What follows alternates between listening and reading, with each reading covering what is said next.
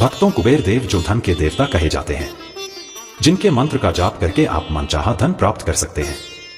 और अपनी इच्छा अनुसार आप अपनी आवश्यकताओं को पूरा कर सकते हैं। क्योंकि भगवान कुबेर की कृपा यदि आपके ऊपर हो जाएगी तो आपको कोई भी अमीर बनने से रोक नहीं सकता है। क्योंकि कुबेर देव जिस पर प्रसन्न हो जाते हैं उस पर अपना पूरा खजाना लुटा देते हैं। इसीलिए आज हम आपके लिए भगवान कुबेर देव का एक ऐसा चमत्कारी मंत्र लेकर के आए हैं जिसके 108 बार श्रवण करने मात्र से ही आपके जीवन के सभी कष्ट दूर हो जाएंगे और जो आपके जीवन में धन संबंधी समस्या चल रही है वह सब क्षण भर में दूर हो जाएगी और आप बहुत जल्द पैसे वाले व्यक्ति बन जाएंगे। क्योंकि मैं इस समय जान रहा हूं आप बहुत ज्यादा पैसों की समस्या को लेकर परेशान रहते हैं। हर व्यक्ति के जीवन में पैसे की समस्या बनी रहती है, परंतु उसे सही जानकारी न होने पर वह अधिक पैसा प्राप्त नहीं कर पाता है। इसलिए आज हम आपको यह जो मंत्र बताने जा रहे हैं इसे बस आप सच्चे मन से 108 बार श्रवण कर लेना,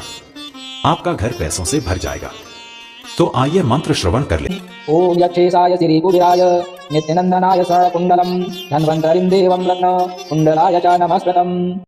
ओम यक्षेशाय श्रीकुबेराय नित्यनंदनाय सर्वकुंडलम धन्वन्तरिं देवं लग्न कुंडलाय च नमस्कृतम्। ओम यक्षेशाय श्रीकुबेराय नित्यनंदनाय सर्वकुंडलम धन्वन्तरिं देवं लग्न कुंडलाय च नमस्कृतम्। ओम यक्षेशाय श्रीकुबेराय नित्यनंदनाय सर्वकुंडलम धन्वन्तरिं देवं लग्न कुंडलाय च नमस्कृतम्। ओम यक्षेशाय श्रीकुबेराय नित्यनंदनाय सर्वकुंडलम धन्वन्तरिं देवं लग्न कुंडलाय च नमस्कृतम्। ओम यक्षेशाय श्रीकुबेराय नित्यनंदनाय सर्वकुंडलम धन्वन्तरिं देवं लग्न कुंडलाय च नमस्कृतम्। ओम यक्षेशाय श्रीकुबेराय नित्यनंदनाय सर्वकुंडलम धन्वन्तरिं देवं लग्न कुंडलाय च नमस्कृतम्। ओम यक्षेशाय श्रीकुबेराय नित्यनंदनाय सर्वकुंडलम धन्वन्तरिं देवं लग्न कुंडलाय च नमस्कृतम्। ओम यक्षेशाय श्रीकुबेराय नित्यनंदनाय सर्वकुंडलम धन्वन्तरिं देवं लग्न कुंडलाय च नमस्कृतम्। ओम यक्षेशाय श्रीकुबेराय नित्यनंदनाय सर्वकुंडलम धन्वन्तरिं देवं लग्न कुंडलाय च नमस्कृतम्। ओम यक्षेशाय श्रीकुबेराय नित्यनंदनाय सर्वकुंडलम धन्वन्तरिं देवं लग्न कुंडलाय च नमस्कृतम्। ओम यक्षेशाय श्रीकुबेराय नित्यनंदनाय सर्वकुंडलम धन्वन्तरिं देवं लग्न कुंडलाय च नमस्कृतम्। ओम यक्षेशाय श्रीकुबेराय नित्यनंदनाय सर्वकुंडलम धन्वन्तरिं देवं लग्न कुंडलाय च नमस्कृतम्। ओम यक्षेशाय श्रीकुबेराय नित्यनंदनाय सर्वकुंडलम धन्वन्तरिं देवं लग्न कुंडलाय च नमस्कृतम्। ओम यक्षेशाय श्रीकुबेराय नित्यनंदनाय सर्वकुंडलम धन्वन्तरिं देवं लग्न कुंडलाय च नमस्कृतम्। ओम यक्षेशाय श्रीकुबेराय नित्यनंदनाय सर्वकुंडलम धन्वन्तरिं देवं लग्न कुंडलाय च नमस्कृतम्। ओम यक्षेशाय श्रीकुबेराय नित्यनंदनाय सर्वकुंडलम धन्वन्तरिं देवं लग्न कुंडलाय च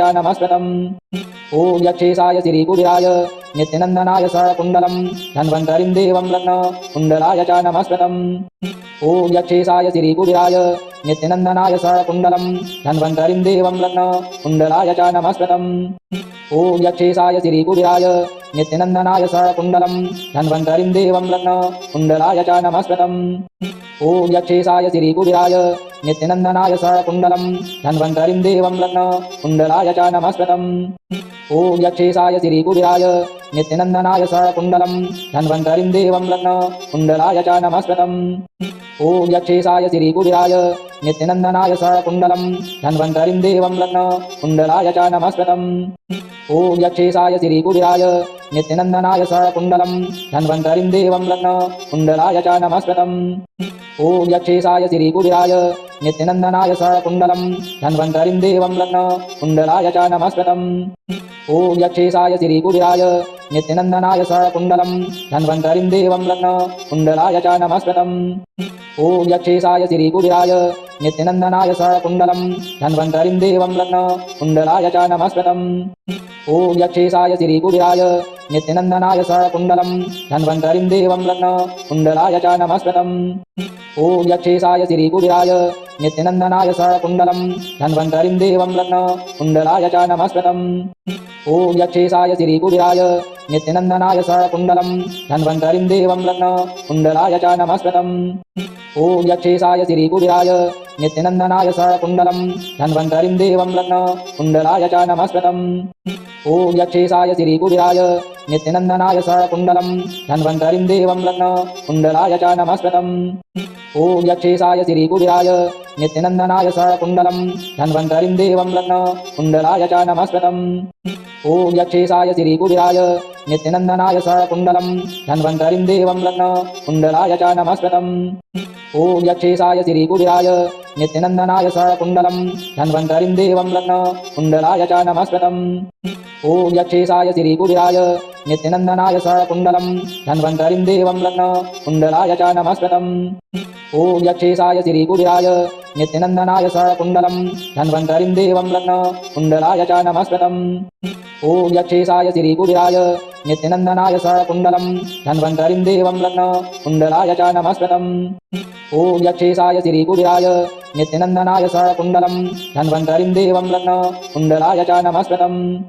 ॐ यक्षेशाय श्रीकुबेराय नित्यनन्दनाय सर्वकुण्डलम् धन्वन्तरिं देवं लग्न कुण्डलाय च नमस्कृतम् ॐ यक्षेशाय श्रीकुबेराय नित्यनन्दनाय सर्वकुण्डलम् धन्वन्तरिं देवं लग्न कुण्डलाय च नमस्कृतम् ॐ यक्षेशाय श्रीकुबेराय नित्यनन्दनाय सर्वकुण्डलम् धन्वन्तरिं देवं लग्न कुण्डलाय च नमस्कृतम् ॐ यक्षेशाय श्रीकुबेराय नित्यनन्दनाय सर्वकुण्डलम् धन्वन्तरिं देवं लग्न कुण्डलाय च नमस्कृतम् ॐ यक्षेशाय श्रीकुबेराय नित्यनन्दनाय सर्वकुण्डलम् धन्वन्तरिं देवं लग्न कुण्डलाय च नमस्कृतम् ॐ यक्षेशाय श्रीकुबेराय नित्यनन्दनाय सर्वकुण्डलम् धन्वन्तरिं देवं लग्न कुण्डलाय च नमस्कृतम् ॐ यक्षेशाय श्रीकुबेराय नित्यनन्दनाय सर्वकुण्डलम् धन्वन्तरिं देवं लग्न कुण्डलाय च नमस्कृतम् ॐ यक्षेशाय श्रीकुबेराय नित्यनन्दनाय सर्वकुण्डलम् धन्वन्तरिं देवं लग्न कुण्डलाय च नमस्कृतम् ॐ यक्षेशाय श्रीकुबेराय नित्यनन्दनाय सर्वकुण्डलम् धन्वन्तरिं देवं लग्न कुण्डलाय च नमस्कृतम् ॐ यक्षेशाय श्रीकुबेराय नित्यनन्दनाय सर्वकुण्डलम् धन्वन्तरिं देवं लग्न कुण्डलाय च नमस्कृतम् ॐ यक्षेशाय श्रीकुबेराय नित्यनन्दनाय सर्वकुण्डलम् धन्वन्तरिं देवं लग्न कुण्डलाय च नमस्कृतम् ॐ यक्षेशाय श्रीकुबेराय नित्यनन्दनाय सर्वकुण्डलम् धन्वन्तरिं देवं लग्न कुण्डलाय च नमस्कृतम् ॐ यक्षेशाय श्रीकुबेराय नित्यनन्दनाय सर्वकुण्डलम् धन्वन्तरिं देवं लग्न कुण्डलाय च नमस्कृतम् ॐ यक्षेशाय श्रीकुबेराय नित्यनन्दनाय सर्वकुण्डलम् धन्वन्तरिं देवं लग्न कुण्डलाय च नमस्कृतम् ॐ यक्षेशाय श्रीकुबेराय नित्यनन्दनाय सर्वकुण्डलम् धन्वन्तरिं देवं लग्न कुण्डलाय च नमस्कृतम् ॐ यक्षेशाय श्रीकुबेराय नित्यनन्दनाय सर्वकुण्डलम् धन्वन्तरिं देवं लग्न कुण्डलाय च नमस्कृतम्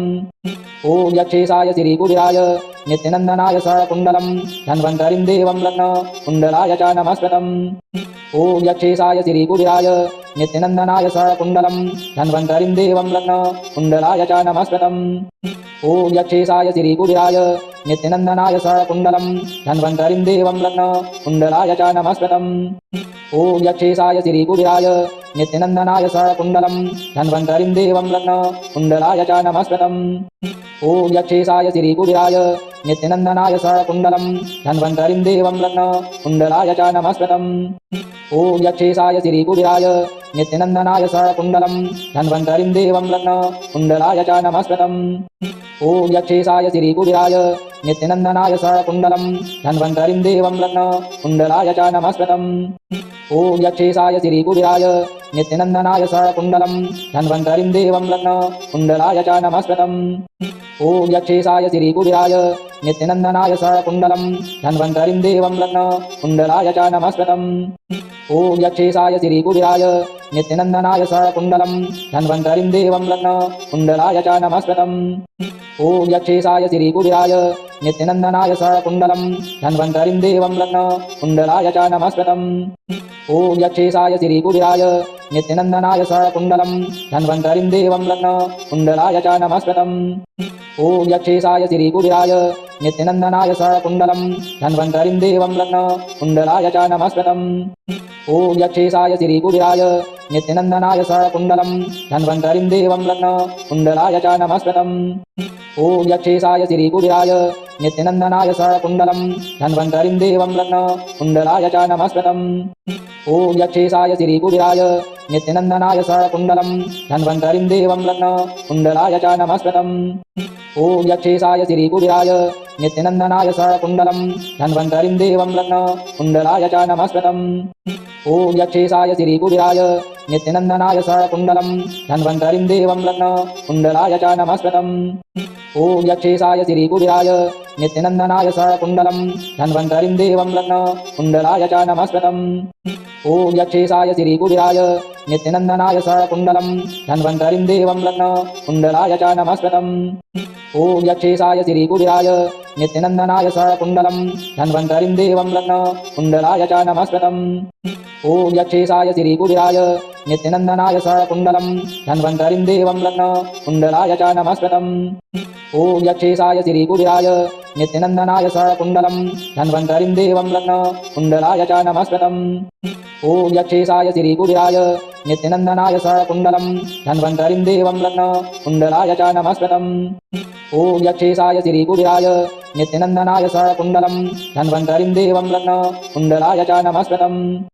ॐ यक्षेशाय श्रीकुबेराय नित्यनन्दनाय सर्वकुण्डलं धन्वन्तरिं देवं लग्न कुण्डलाय च नमस्कृतम्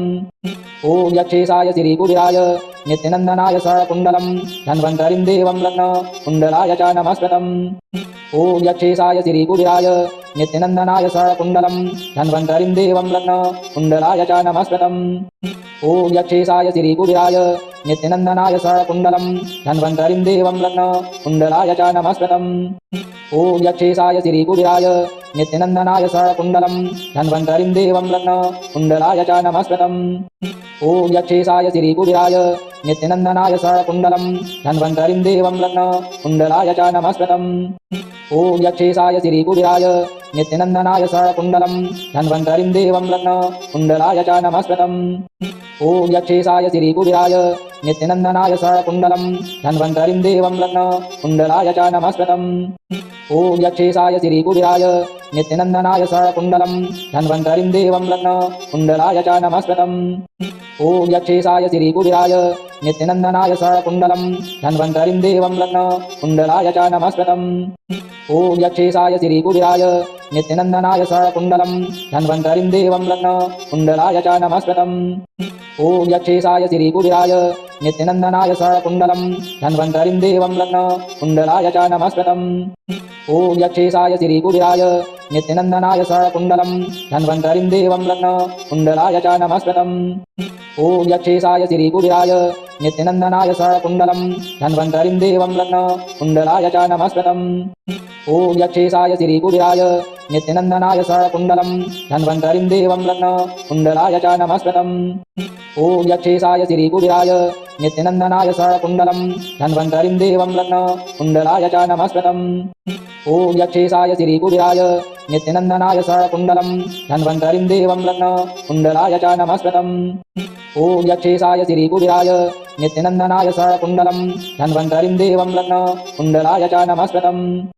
ॐ यक्षेशाय श्रीकुबेराय नित्यनन्दनाय सर्वकुण्डलं धन्वन्तरिं देवं लग्न कुण्डलाय च नमस्कृतम् ॐ यक्षेशाय श्रीकुबेराय नित्यनन्दनाय सर्वकुण्डलं धन्वन्तरिं देवं लग्न कुण्डलाय च नमस्कृतम् ॐ यक्षेशाय श्रीकुबेराय नित्यनन्दनाय सर्वकुण्डलं धन्वन्तरिं देवं लग्न कुण्डलाय च नमस्कृतम् ॐ यक्षेशाय श्रीकुबेराय नित्यनन्दनाय सर्वकुण्डलं धन्वन्तरिं देवं लग्न कुण्डलाय च नमस्कृतम् ॐ यक्षेशाय श्रीकुबेराय नित्यनन्दनाय सर्वकुण्डलं धन्वन्तरिं देवं लग्न कुण्डलाय च नमस्कृतम् ॐ यक्षेशाय श्रीकुबेराय नित्यनन्दनाय सर्वकुण्डलं धन्वन्तरिं देवं लग्न कुण्डलाय च नमस्कृतम् ॐ यक्षेशाय श्रीकुबेराय नित्यनन्दनाय सर्वकुण्डलं धन्वन्तरिं देवं लग्न कुण्डलाय च नमस्कृतम् ॐ यक्षेशाय श्रीकुबेराय नित्यनन्दनाय सर्वकुण्डलं धन्वन्तरिं देवं लग्न कुण्डलाय च नमस्कृतम् ॐ यक्षेशाय श्रीकुबेराय